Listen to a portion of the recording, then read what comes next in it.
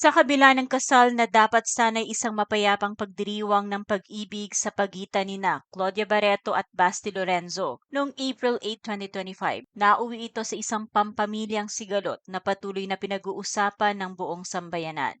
Sina Dennis Padilla at ang kanyang kapatid na si Jean Padilla ay napasailalim sa matinding pambabatikos mula sa publiko matapos maglabas ng pahayag si Marjorie Barreto upang ipagtanggol ang kanyang mga anak at pasinungalingan ang mga akusasyon ng magkapatid. Narito ang detalye.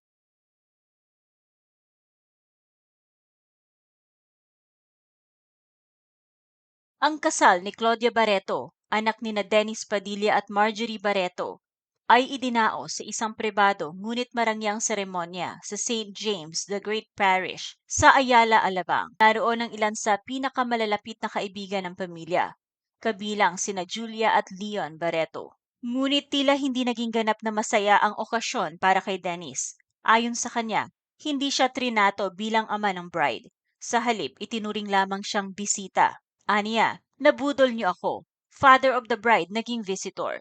Isang pahayag na mabilis na kumalat sa social media at umani ng simpatsya mula sa ilan. Ngunit hindi kalaunan ay binatikos na rin. Kasunod nito, nagpahayag din ng saloobin ang kapatid ni Dennis na si Jean Padilla. Sa isang mahabang post sa Facebook, ikinuwento niya kung paano sila gumising ng maaga upang dumalo sa kasal.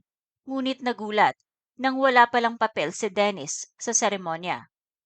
Ayon kay Jean, ngayon lang ako nakawitness ng kasal na hindi bahagi ng programa ang ama ng bride. Walang nagsabi sa amin, walang umalalay. Kahit ang nanay namin sinabihang umupo na lang kahit saan. Sa gitna ng dami ng espekulasyon at paghihinanakit ni Dennis, isang matapang na pahayag ang inilabas ni Marjorie Barreto sa pamamagitan ng panayam ni OG Diaz. Ayon sa kanya, labis ang pagkadismaya ng kanyang mga anak sa paulit-ulit na paglalantad ni Dennis ng kanilang pribadong buhay sa media. Ngunit higit pa rito, ibinunyag niya ang mas malalim na sugat. Paulit-ulit ang emotional at verbal abuse na naranasan niya kay Dennis noong sila ay nagsasama pa. Dagdag pa niya, sa 18 taon na paghihiwalay nila ni Dennis, hindi umano tumulong si Dennis sa financial support para sa kanilang 3 anak.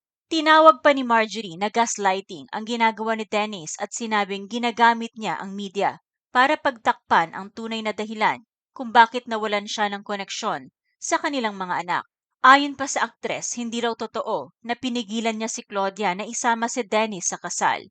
Ayon sa kanya, mismong si Claudia ang nagsabing gusto niyang maglakad mag-isa papuntang altar at ni si Marjorie ay hindi rin naghatid sa anak.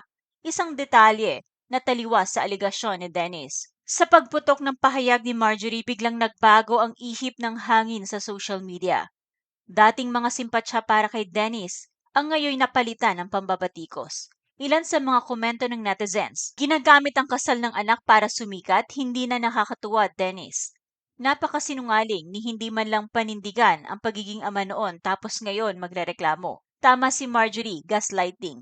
Yan ginagawa nila. Magkapatid na papansin, hindi na kasi pinapansin so kailangan manira ng kasal para umingay na naman. Ang lakas mo mag-rant at mag-post, di ka naman pala invited.